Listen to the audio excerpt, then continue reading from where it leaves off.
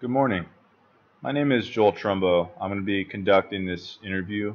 Would you please state your name and how you and I know each other? Scott Rucker, we work together. So, this interview is part of the research I'm doing for my final project for a psychology class.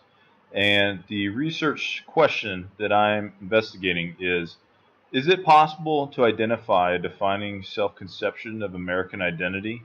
And to what degree does it incorporate or subordinate cultural identities? So broadly, this project is looking at the interplay between cultures and society. In America, which is a multicultural society, we have an overarching society, but there's also constituent cultures and particularly immigrant cultures. So looking at how those relate to each other and how those relate to society itself. So I'd like to interview you and ask you these questions because you're an American living overseas. You live in the UK, is that correct? Correct. Okay, so your insight will be helpful because on the one hand, we have a shared American identity, but you also are in a position where you can see somewhat different identities, although the British cultural identity is very closely related to ours, but you get to see some different and unique cultural issues over there as somebody who can integrate to some degree because of a common cultural background, but also as somewhat as an outsider, you have unique perspectives. So, looking forward to hearing your insight on these. So, my first question for you is how do you define Americanism? Or, in other words, what does it mean to be American? For me, it comes down to being pretty much patriotic. I follow what goes on politically in the United States, and living abroad, it makes me aware of how good the United States has it even living in the United Kingdom. So, you would say that civic involvement and self perception as American, as well as liberal ideas of liberty for opportunity in the classical sense, the ability to achieve and succeed. These are defining characteristics for you. I think so, yes. Being able to make your own decisions and being able to go freely about your business is extremely important to me. And being able that freedom, I do experience it in the United Kingdom, but again, it's slightly different. Even though the cultures are there are some similarities to each, there's still that difference about being American versus living in the United Kingdom. Well, that leads really nicely into my next question, which is as an American living abroad, but in a culturally related country, how different or similar do you perceive your own cultural identity to that of the society around you? Good question.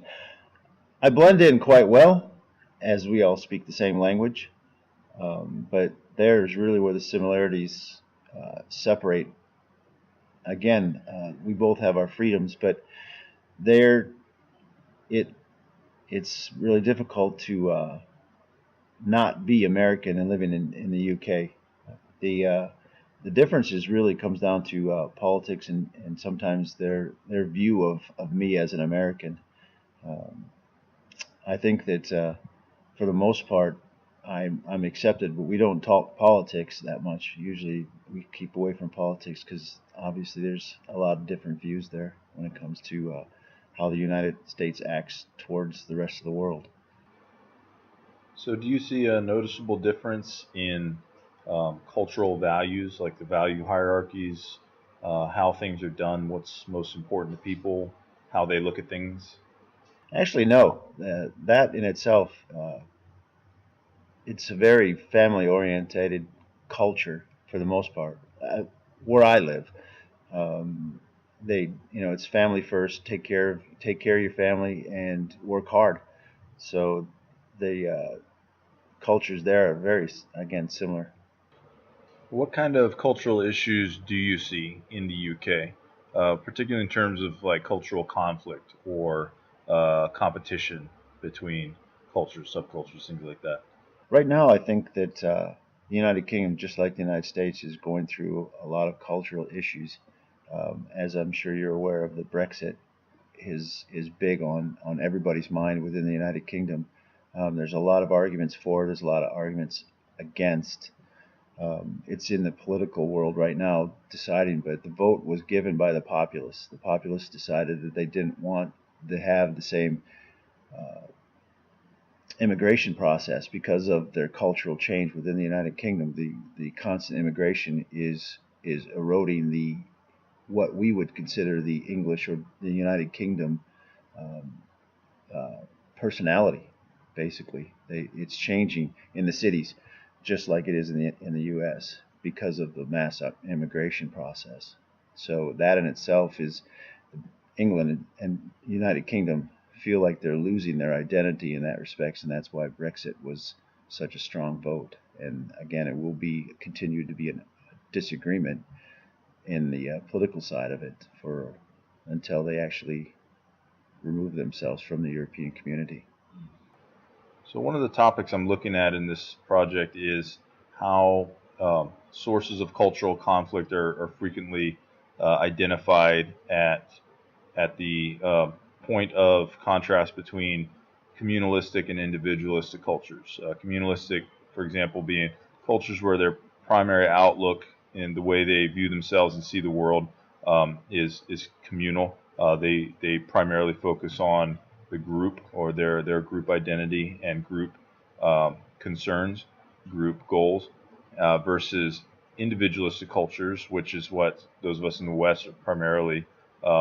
That's our heritage, is more individualistic, where our focus, our outlook is on our individual competition, individual responsibility, individual personal rights.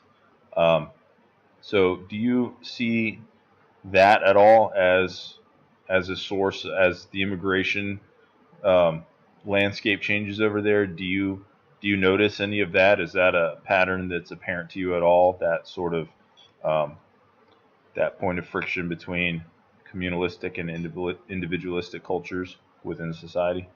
Yes, that is again that per the last question, that is the issue within the United Kingdom is that cultural change, and it is a conflict. It is a conflict from the old British to what is now modern England and modern United Kingdom, where again the immigrations within the cities. I mean, you look at the mayor of London is Muslim. These cultural changes are affecting the United Kingdom as a whole, and it's it's in conflict with itself because of it. So, do you see these cultural concerns as analogous to American concerns, or are they distinct?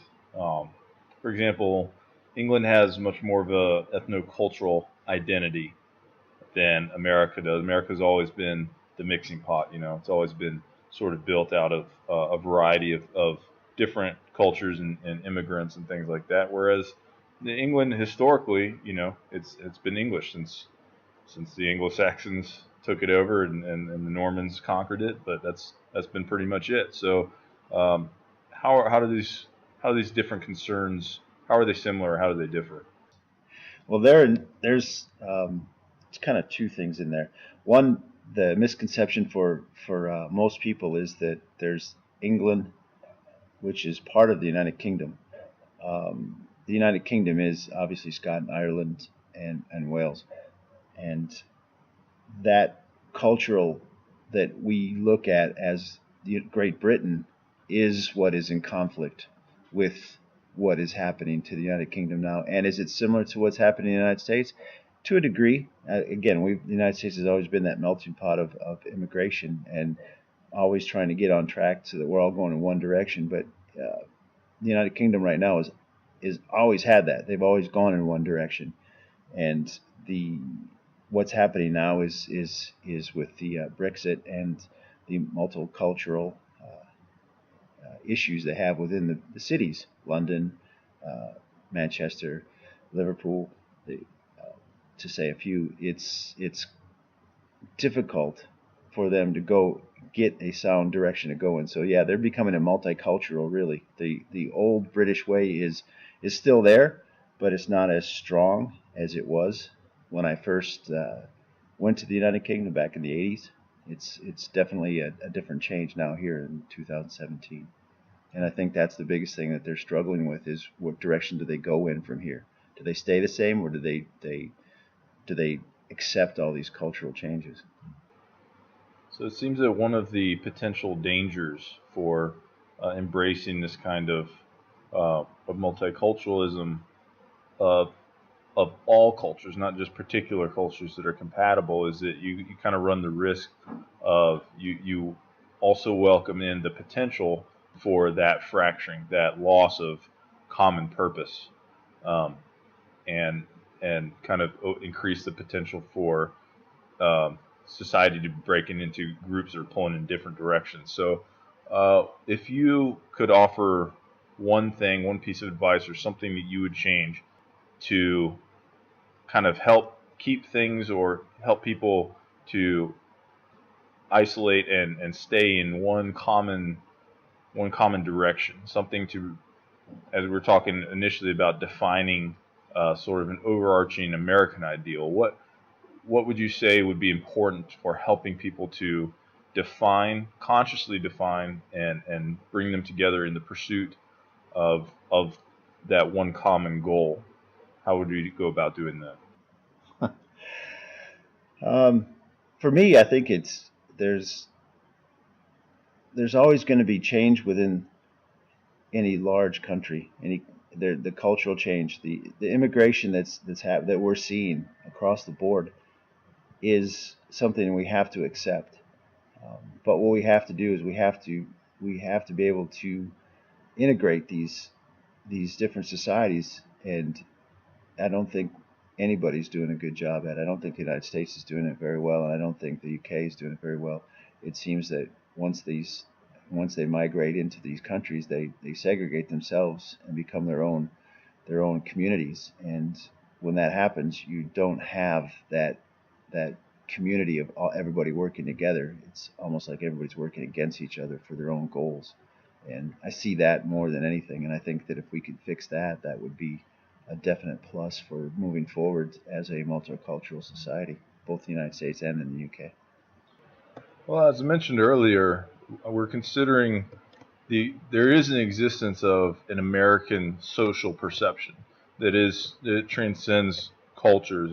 You kind of you gave some insights into that, and that actually matches up fairly closely with the research I've done, which it goes against across races and things like that. Most Americans perceive certain universals about themselves, regardless of their background, and I think America does advertise that fairly well to some degree. I mean, a lot of people choose to immigrate to the United States because of the perception of America, which is part of America's self-perception. There's a land of opportunity for everybody. That if you work hard and all these things which are sort of almost cliched parts of the American dream, the classical liberal values of self-determination, hard work, rights, responsibilities, as well as equal protection under the law. The idea that you are actually able to go there and do these things. So I think that that's all pretty important. But you get into that question of these cultures defining themselves as subsets of this overarching society. How do cultures perceive themselves, and are they able to fall into that unified self-perception of the group, or are they going to prioritize their own cultural identity in a way that actually brings them into antagonism with the rest of the society? Is that what we're looking at in some of these different immigration type crises, or these issues? Is that what we're seeing? Is that avoidable? I would agree. And the caveat on that, I think that they migrate to the United States and to the UK for prosperity. They want to do better, and they see these countries as places where they can work hard and make a life for themselves. But what isn't set from the beginning is that they aren't they aren't told that they need to be able to assimilate into our cultures, and they don't fit our culture. So that's one of the biggest issues is education. If you're going to bring people into the United States and to the United Kingdom, they have to be able to fit in, and they have to be educated in that process. And that is, I think, where we're failing in both places, is we're not educating these people as they migrate in and giving them the opportunity to understand how we operate as a society. They bring their own societies with them, and they move into their own little groups and continue on instead of working towards what we as Americans and the United Kingdom think of as our society. All right, Scott. Thank you for your insight and your time.